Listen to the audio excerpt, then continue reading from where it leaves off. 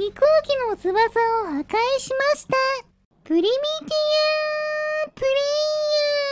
ヤーエールです。今回はサテライトレーザーを作ってみようと思います。上空に設置したレーザーが敵に反応して発射してくれる使いやすい罠にしたいのでうまくできたらチャンネル登録してもらえると嬉しいです。それでは作っていきましょう。まずは空中遺跡の下に目印のレーザーを垂直に立てて、そこから遠くにつながるように棒を伸ばしていきます。棒の先を重い物体に固定したら、元の場所に戻ってベアリングをつけて、オブジェクト秒覚離を中から小に変更すると、ベアリングが分離されて外輪が残ります。その外輪を持ってロケットを利用して空中遺跡に行ったら、外輪をくっつけてオブジェクト秒覚離を中に戻すと、レーザーが突き出てくるので、その場所に目印をつけた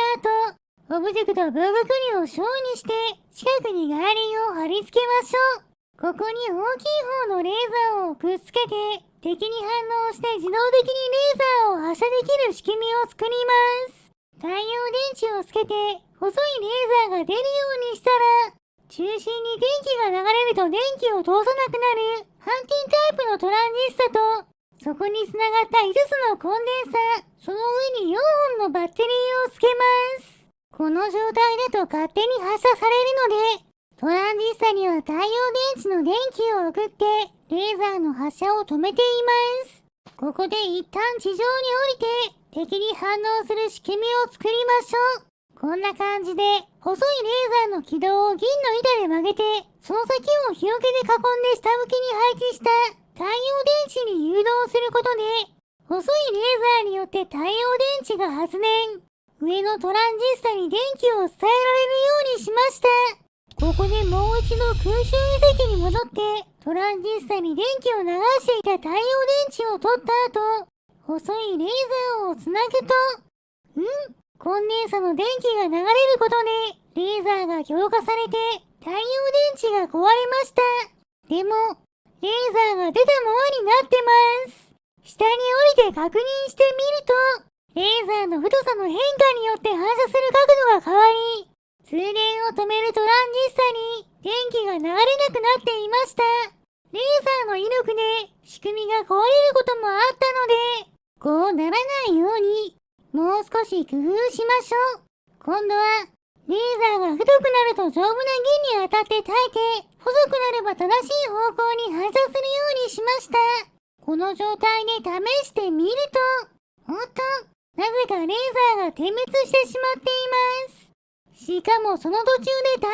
電池が壊れました。これでは罠として使えませんね。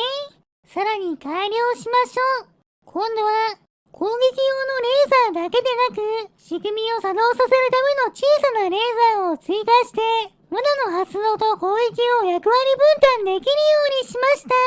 そして、下の方のレーザーを反射する罠も、反射する数を減らしてシンプルにしています。これならどうでしょうか。早速レーザーを遮ってみると、ちゃんと遮っている時だけ太いレーザーが発射されるようになりました。でも太いレーザーを発射した時、古代の合金の軸に当たっているので、軸がダメージを受けて壊れそうです。なので攻撃用のレーザーの位置をずらして、さらにバッテリーに充電する太陽電池も追加しました。これで時間さえかければずっと使える罠になるはずです。こちらを試してみると、少し位置はずれますが、発動用のレーザーを遮った時だけ攻撃用のレーザーを発射してくれますし、レーザーのダメージで壊れないので繰り返し発動できます。私が遮っても反応しますが、発射までにラグがある感じですね。とりあえずこれでサテライトレーザーは完成です。こちらを設計図機能を使って地面に3つ並べて動作を確認していきます。こうやって軽量プラスチックを持ってレーザーの下を通ると、ちゃんと発動して破壊してくれています。これなら動く敵にも対応できそうですね。今度はスライムを相手にしましょう。レーザーはある程度の時間が当たらないとダメージが入らないので、思ったより当たる確率は低いです。それでも、レーザーの下にうまくとどまってくれれば、ちゃんとダメージを与えられました。銀を踏んでダメージを受けることもありますが、このまま様子を見ていると、少しずつレーザーが当たっていって、スライムが破壊されていきます。何度かスライムが分裂しましたが、長い時間続けることで、すべてのスライムをレーザーで破壊することができました。使えないこともない罠ですね。続いて、ロボットのスポナーの周りを取り囲むように、サテライトレーザーを設置して、ロボットを破壊できるか試してみます。ロボットの移動速度が結構速いので、レーザーでダメージが入る前に、当たる場所から離れてしまうことが多いです。それでも、うまくロボットが動きを止めてくれると、破壊することができました。さらに、ドローンを召喚して、倒せるか試してみると、こちらもうまくその場に留まってくれた時だけ、破壊することができましたが、発動から発射までのタイムラグと、一定時間以上の照射でダメージを与える仕様が噛み合わず、必要性はいまいちですね。では今度は一直線に並べて設置した後、以前作ったレーザー戦闘機でそこを通って撃ち落とせるか試してみましょう。それなりの速度でレーザーの下を通過しましたが、ダメージは入りませんでした。それでもなるだけゆっくり通過することで、飛行機の翼を破壊しました。